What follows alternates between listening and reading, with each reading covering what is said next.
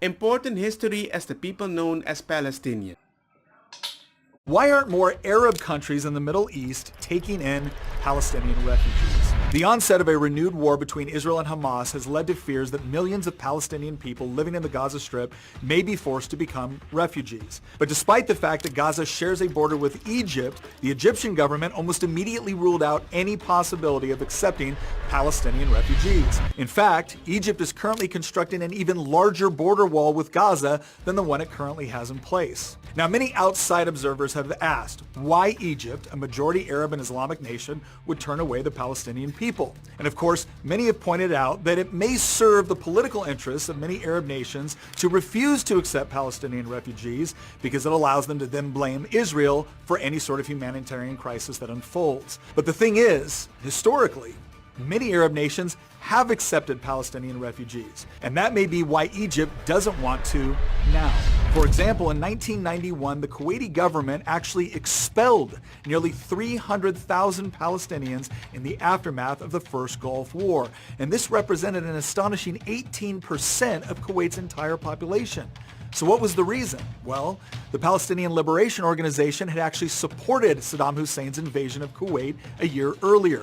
And this support only grew after Iraq began attacking Israel with rockets throughout the war. After Kuwait's liberation, the government considered much of the Palestinian community to be complicit in the Iraqi occupation of their country. And in response, nearly all Palestinians were deported in just a few months.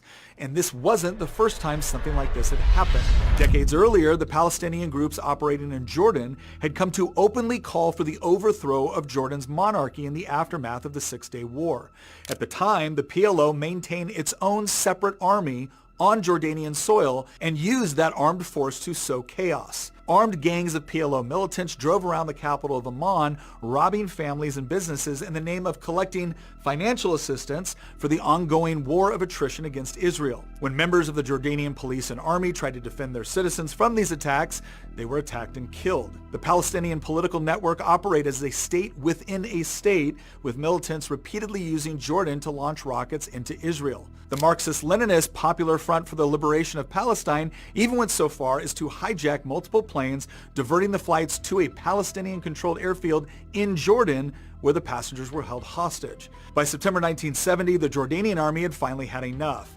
A full-scale war with the PLO broke out, and after 10 months of fighting, the Palestinians were driven out of the country. Yet, as a parting gift, a Palestinian terrorist group known as Black September assassinated the Jordanian prime minister. Sadly, the story doesn't end there, because the PLO then moved into Lebanon, where they allied themselves with Marxist and socialist movements that were seeking to overthrow Lebanon's conservative Maronite Christian government. The presence of thousands of Palestinian militants flooding into the country completely destabilized Lebanon and plunged the entire nation into chaos. Less than 4 years after the PLO was expelled from Jordan, Lebanon found itself in the middle of one of the most bloody and chaotic civil wars in Middle Eastern history, from which it has never fully recovered. In short, Palestinian organizations have not just attacked Israel. They have sowed unrest in many of the neighboring Arab and Muslim countries as well, and this has led those governments to the conclusion that allowing for mass immigration or even just refugee camp resettlement within their borders would lead to domestic unrest for their own countries. And this, of course, only exacerbates the humanitarian crisis for those Palestinian non-combatants caught in the middle. The problem is, as long as terrorist organizations like Hamas and others are elected to represent the Palestinian people, their plight will most likely continue, as neither Israel nor apparently the surrounding Arab nations want to see their own populations threatened by terrorist groups.